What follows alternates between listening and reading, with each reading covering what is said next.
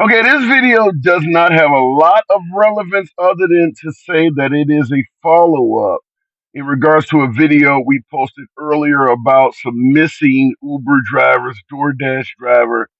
Unfortunately, the news is not good. Make no mistake about it, folks.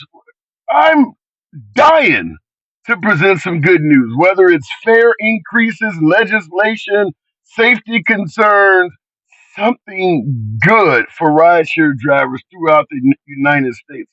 Unfortunately, I have not been able to do a good job at presenting that to you folks. It's generally bad news.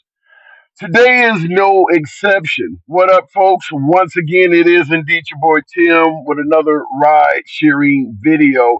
This is a follow up on a few cases about missing drivers. First off, we will present the good news. Elijah O'Canola, if I'm getting the name correct, a DoorDash driver, 24 years of age, out of the south side of Chicago, was found safe, and it looks like no foul play took place. So that is your good news. We talk about drivers that come up missing because I do believe it's important because of how they often come up missing, because at the end of the day, a lot of us face carjackings, burglars, robbers, you name it, however you want to put it in this business.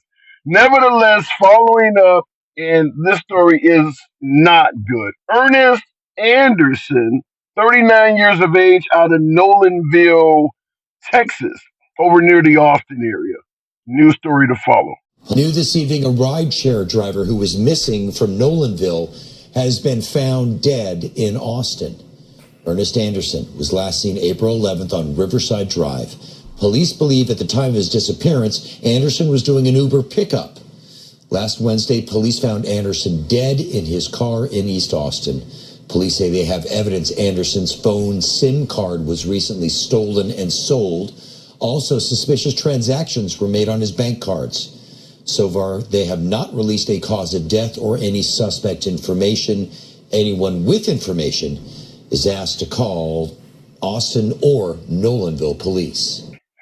Missing for about 2 weeks, found dead in his vehicle. So, unfortunately, Ernest Anderson is no longer with us. In this case, it sounds like he was robbed. Now, they didn't come out and state how he lost his life or whether foul play was evident, but if they're stealing his SIM card, they're actually robbing the guy, taking bank cards and making transactions. I mean, it's possible that he lost his life by natural causes and somebody reached over in his pocket and started robbing him and taking his possessions off of him. After all, that shit does happen as well. If you are found slumped over in your vehicle, somebody will actually do something as immoral as reaching into the pockets of a dead body and taking out their wallet and shit like that. That happens all the time. But in this case, if there is anything even more sinister on Ernest Anderson, we'll certainly discuss it. But this shit gets worse and worse. Here is another driver, Veronica Rowe, 54 years of age. Now, in this case, your health concerns while driving. We know you're sitting on your ass a lot when you're engaged in ride sharing. We don't eat the best. Many of us, to make a decent wage, have to work all damn day doing this shit just to make a decent profit. And at the end of the day, your health can get the worst of you, for lack of a better term. So it is important to pay attention to what you eat and things like that. But I don't want to turn into a preacher on the particular topic. Nevertheless, in the case of Veronica Rowe, it may have been worthy of a discussion. Sad conclusion to a missing persons case this morning. Family members say the woman from Kasi was found dead in Waco. Yeah, her family tells us no foul play is suspected. 54-year-old Veronica Rowe was last seen on April 17th when she told a friend that she was going to the Waco area to work as a rideshare driver. She never returned.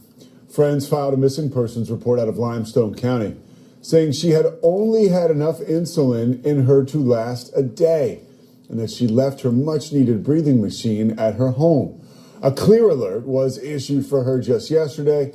A clear alert helps law enforcement locate missing, kidnapped, or abducted adults who are believed to be in immediate danger. She was found dead in her car at the Flying J truck stop in Waco hours later. Now that last case there with Veronica, she just sounded like she was in poor health and probably should have focused more on herself as opposed to taking trips in ride sharing. But that is a story for a lot of us. You gotta pay your bills, you gotta feed your family, you gotta earn your keep. And it does sometimes force us to put our own health and well being on a back burner, but unfortunately, shit like this can happen. So when you're out here taking trips and things like that, take a little bit of time out to focus on yourself. Like I said, I hate to get into a spiel or preaching like this, but yours truly, I don't mind getting out of the vehicle. Spend about 20 minutes taking a walk or something to get the blood flowing, shit like that. If you know you're diabetic or if you know you're on meds, you should be keeping that with you. Certainly in this case where you need insulin and going without it for a few days can cause you loss of life. This is just a poor health maintenance. I personally take a few prescriptions here and there, and I keep them in the car. I keep extras in the vehicle just in case shit like that happens, where I'm away from the medicine cabinet or something like that. I got at least a few days prescription on me, and I don't take any damn thing that if I don't have it in a couple of days, I'm going to be dead. And I still keep this shit on me. So I don't know what this woman was thinking going out with only a day's worth of prescription on her when the possibility is death. So take care of yourself out there. We don't want blood clots in the legs and things like that for sitting too long. Drivers out here doing 11 to 15 hours behind the wheel, barely even standing.